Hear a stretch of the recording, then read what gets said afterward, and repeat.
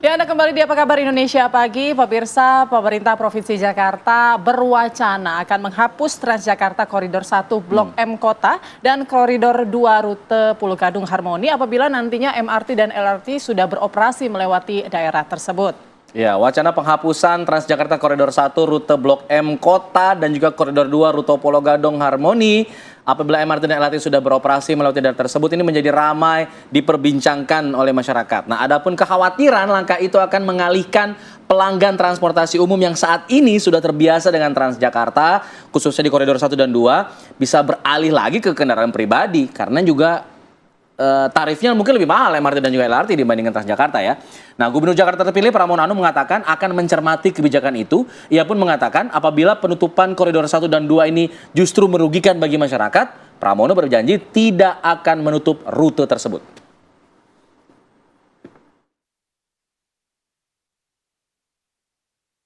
Terus terang belum tahu, tapi saya pelajari apapun yang akan kami putuskan pasti yang bermanfaat bagi masyarakat banyak. Jadi kalau mau ditutup dan tidak bermanfaat malah merugikan pasti nggak akan saya tutup ya. Terima kasih Mas Pras.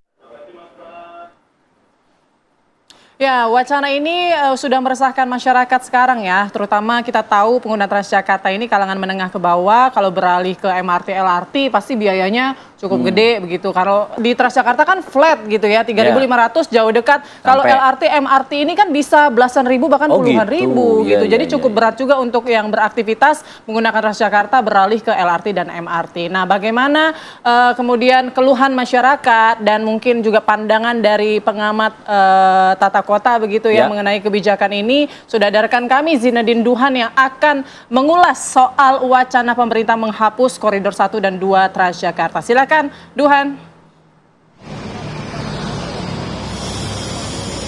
Ya, Putri, Alfat dan juga pemirsa, pemerintah Provinsi Jakarta memang berwacana untuk menghapuskan Koridor 1 Transjakarta jurusan Blok M Kota dan juga Koridor 2 Pulau Gadung Harmoni jika nantinya MRT dan juga LRT ini sudah terintegrasi sepenuhnya dan juga sudah dapat beroperasi. Nah, di belakang saya memang sejauh ini MRT ini baru beroperasi dari Lebak Bulus menuju ke HI, yang mana ini juga terintegrasi langsung dengan stasiun maksud kami halte Transjakarta ini yang berada di Bundaran HI yang hingga saat ini memang masih beroperasi, yang mana juga jurusannya semua masih lengkap meskipun juga untuk kepadatan pada hari ini tidak terlalu padat dikarenakan juga masih dalam libur di suasana Hari Raya Natal seperti itu. Nah, kami juga tadi sempat memantau ke stasiun MRT lalu juga ke halte dari Transjakarta, yang mana juga keduanya ini memang sama-sama sudah digunakan dengan baik, sama-sama sudah memiliki pasarnya masing-masing. Memang terlihat beberapa perbedaan, yang mana juga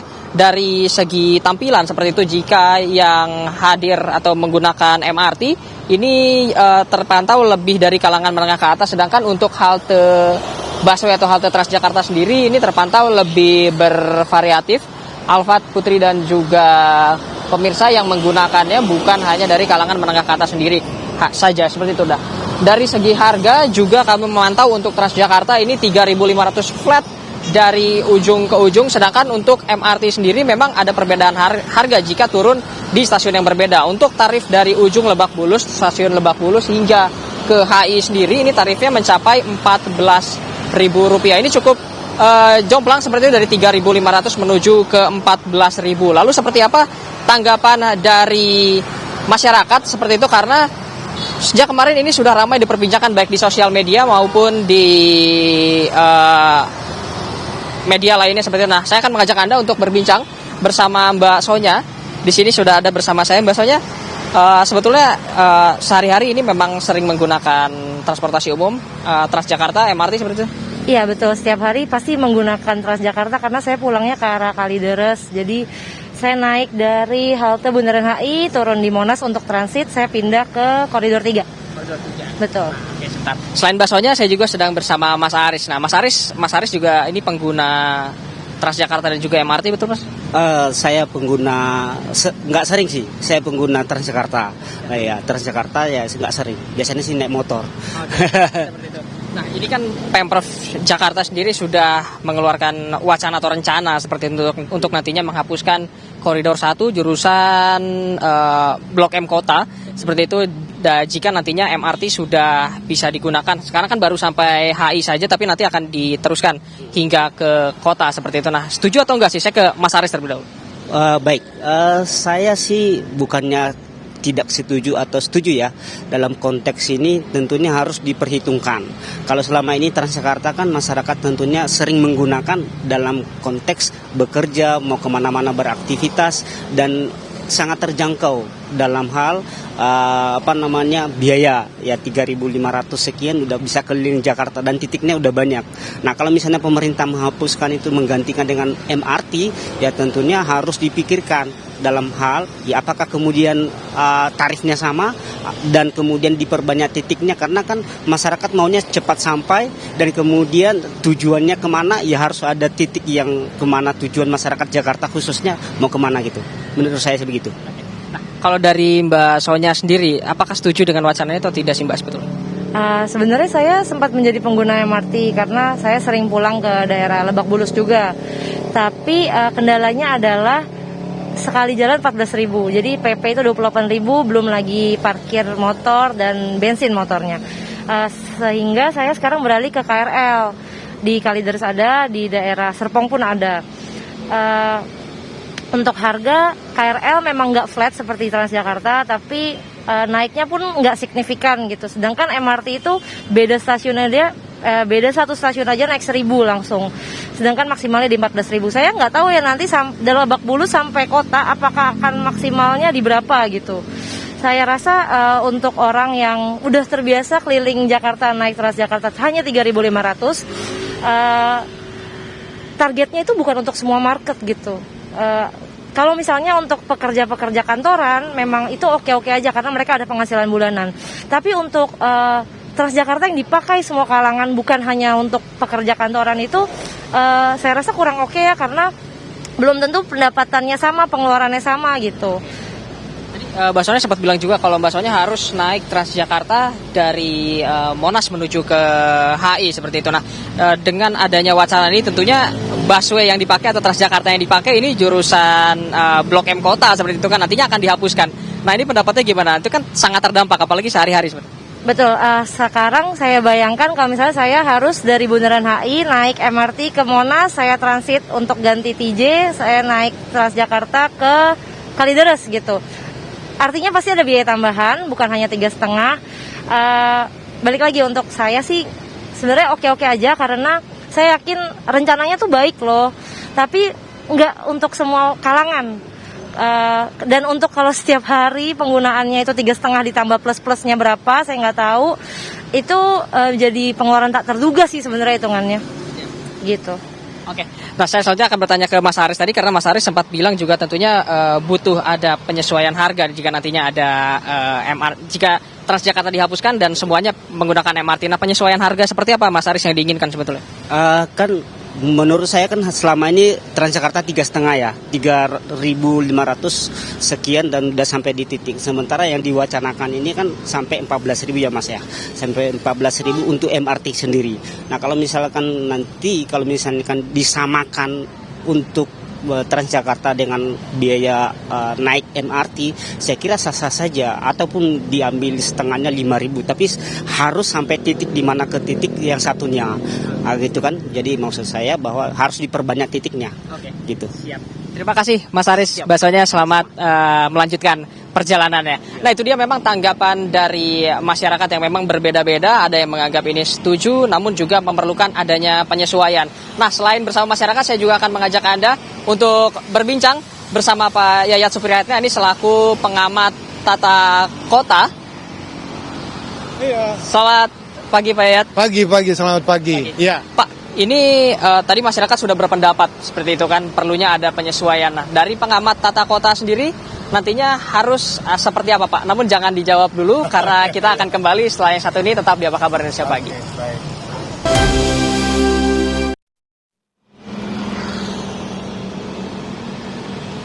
Ya pemirsa, Anda kembali di Apa Kabar Indonesia Pagi bersama saya Zinedine Duhan dan juga Pak Yayat Supriyatna selaku pengamat tata kota. Pak, tadi kita sudah mendengarkan pendapat dari masyarakat yang menyebutkan bahwa memang wacana ini baik tapi tidak untuk semua kalangan, terutama kalangan yang menengah ke bawah seperti ini. Nah, pendapat dari Anda sendiri seperti apa, Pak? Pertama begini, yang harus kita pahami bahwa mungkin ada informasi yang terpotong, terpenggal, penghapusan koridor itu ya. Nah sebetulnya kita harus ketahui bahwa ini kan wacana tahun 2027. Pasti pemerintah sudah mengantisipasi kemungkinan besar bagaimana menyikapi keresahan masyarakat.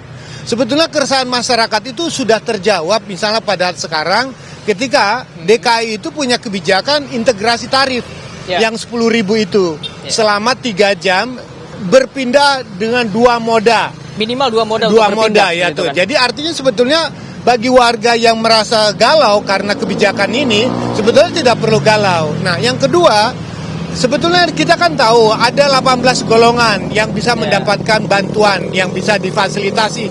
Itu saja nanti yang harus banyak disosialisasikan sehingga ada wacana kekhawatiran itu bisa diselesaikan. Nah, kemudian juga yang menarik, jika nanti dia jadi koridornya sampai ke kota, sampai ke Blok M dan sebagainya, sebetulnya pihak MRT 2003 saya pernah diajak untuk sama-sama mempertimbangkan bagaimana penurunan tarif pada saat di luar jam-jam sibuk.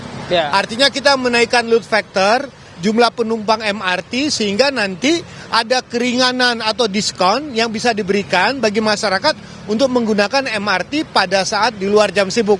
Harus diakui bahwa yang jam sibuk itu biasanya kelas menengah atau mereka yang bekerja dan punya kemampuan sebetulnya untuk membayar tarif MRT. Oke, nah jika tadi kan sempat disebutkan juga perlunya ada penyesuaian tarif nih selain dari 18 golongan tadi yang bisa mendaftarkan keringanan seperti itu. Perlunya ada penyesuaian tarif. Nah, ini memungkinkan untuk dilakukan atau tidak? Dan jika memungkinkan, sebetulnya penyesuaian tarif MRT ini nantinya akan sebesar apa? Nah, pertama penyesuaian ini kan banyak dilakukan ya. Kita tahu bahwa pemerintah DKI ini cukup baik ya dalam arti sudah ada instrumen-instrumen kebijakan yang bisa dilakukan dengan menyesuaikan kemampuan warga. Sebetulnya kita harus ngerasakan lah. Saya sendiri pengguna Transjakarta itu merasakan lebih dari 20 tahun dapat subsidi 3.500. Betul. Ya kan? Nah, pertanyaan gini, kemungkinan besar kalau nanti terintegrasi, tarif terintegrasi, ini kan sebetulnya antara MRT, LRT sama Transjakarta itu kan ditanggungjawabkan oleh MITJ. PT MITJ yang merupakan holdingnya untuk melakukan penyesuaian. Dan saya kira untuk mengantisipasi kegalauan itu dan bagaimana nanti kita mendorong kenaikan jumlah pengguna, saya kira sudah saatnya nanti dilakukan tarif yang lebih disesuaikan dengan kebutuhan masyarakat. Bagaimana caranya? Mari kita belajar dari LRT Palembang. LRT Palembang. LRT Palembang itu banyak penyesuaian berdasarkan golongan. Ada mingguan, ada bulanan, dan ada untuk karyawan maupun pelajar. Jadi semua terbantu untuk hal itu. Oke, berarti sebetulnya penghapusan dari koridor 1 ini Blok M menuju ke kota sendiri ini secara tidak langsung sepertinya untuk meringankan APBD juga karena jadinya APBD harus menyuntik 2 dana seperti itu kan, MRT dan juga Transjakarta seperti itu, Pak. Nah, ini pertama begini, memang kurang pas kalau misalnya kita memperhatikan ada kontestasi antara yang di atas dengan yang bawah, antara Transjakarta dengan layanan yang sama oleh MRT. Nah, di sini menurut saya kalau misalnya kompensasi dari subsidi yang diberikan kepada Transjakarta bisa membantu mensubsidi MRT bagi penggolongan masyarakat yang memang kurang mampu, itu lebih bagus daripada kita membandingkan ketika satu layanan sudah baik, satu layanan tidak maksimal. Jadi bisa dikatakan pemborosan. Yang kedua, yang perlu kita lihat kan begini, moda mana yang paling cepat, bebas polusi, waktunya lebih pasti, dan bebas macet. Ya, Artinya MRT ya. MRT jauh lebih terjadwal ya. Kita melihat juga menjawab kebutuhan masyarakat ke depan. Orang Jakarta udah bosen sama macet, ya, bosen dengan polusi, bosen dengan segala persimpangan yang itu. Coba kasih fasilitas. Artinya fasilitas ini manfaatkanlah. Artinya kalau misalnya saya ingin mendorong lagi, kalau koridor ini sudah jadi, naikkan tarif parkir. Sehingga orang yang tadinya mau naik motor, bawa mobil, ternyata parkirnya mahal, tarif MRT lebih murah. Baik Pak ya, tapi kan tidak semua masyarakat juga membutuhkan kecepatan waktu. Karena kan banyak juga masyarakat yang hanya mementingkan yang penting saya bisa berpindah dari satu tempat ke tempat lainnya dengan harga yang cukup murah 3.500 seperti itu. Sedangkan kalau jika nantinya diganti ya harus ada penyesuaian harga yang minimal lebih dari 3.500. Nah, sebetulnya ada tarif integrasi yang 10.000. Ya, kita bagaimana memanfaatkan yang 10.000 itu? Artinya begini, yang bisa memanfaatkan tarif integrasi katakanlah mereka yang pekerja ya, atau mereka yang secara reguler menggunakan public transport. Tapi bagi mereka yang mungkin tidak reguler, yang mungkin sewaktu-waktu, memang terasa agak berbeda. Tapi bagi kita, kalau saya merasa sebagai kelompok yang mendapatkan subsidi, dibuat penggolongannya aja, mungkin ditambahkan 18. Seperti contoh lansia di atas 60 gratis misalnya kan untuk Transjakarta. Bisa nggak untuk MRT? Nah, semua penggolongan itu diintegrasikan. Jadi keluhan tentang kegalauan selisih harga ini bisa disiasati dengan cara penyesuaian tarif dan pengaturan berdasarkan besaran subsidinya. Tetapi saya kira ada bagusnya juga untuk mengurangi tingkat polusi di Jakarta, menambah ruang pejalan kaki, kemudian juga mengurangi kemacetan di koridor ini, ada baiknya ya tarif yang terjangkau, integrasi antar modanya dilakukan, kemudian kecepatan pelayanan itu menjadi maksimal, itu akan menjadi kekuatan besar. Jadi penghilangan koridor itu sebetulnya juga untuk merevitalisasi kawasan-kawasan sekitar kawasan kota, Harmoni, Glodok, untuk tumbuh menjadi kawasan ekonomi baru. Nah, perlu juga kita catat bahwa semua stasiun MRT nanti dia adalah kawasan heritage sebagian besar. Jadi ada penataan ruang baru. Saya berharap bahwa pernyataan dari Kadisub tentang penghapusan koridor itu kan baru statement yang dikeluarkan. Tinggal bagaimana menyempurnakan ke depan sehingga masyarakat akan terasa lebih nyaman dalam hal ini. Nah, jadi saya kira nanti ini kan 2007 ya. Saya bisa meminta kepada Pemprov DKI untuk mendalami kembali kajiannya terkait harga tarifnya. Oke, baik. Terima kasih Pak Yat atas pendapatnya. Semoga apapun hasilnya nanti ini akan menjadi yang terbaik untuk warga Jakarta supaya dapat bertransportasi ke sana kemari dengan aman, lebih nyaman, dan lebih juga mudah, lebih cepat murah dan bebas polusi. Siap. Terima kasih Pak Yat. Nah, itu dia memang pendapat dari pengamat tata kota Pak Yat Supriyatna ini mengenai bagaimana nantinya jika benar bahwa koridor 1 dan 2 nantinya akan dihapuskan dan digantikan juga melalui MRT seperti itu. Semoga apapun keputusannya ini akan ada yang menjadi yang terbaik untuk warga Jakarta. Untuk sementara itu saya kembalikan ke Alfat dan Putri yang berada di studio. Baik, terima kasih Zainuddin Duhan atas laporan dan juga perbincangannya mengenai wacana penghapusan koridor 1 dan koridor 2. Ini menjadi perhatian bagi warga-warga yang berada di kawasan kota, Blok M, Harmoni dan juga di Pulau Gadung dan daerah-daerah yang dilewatinya.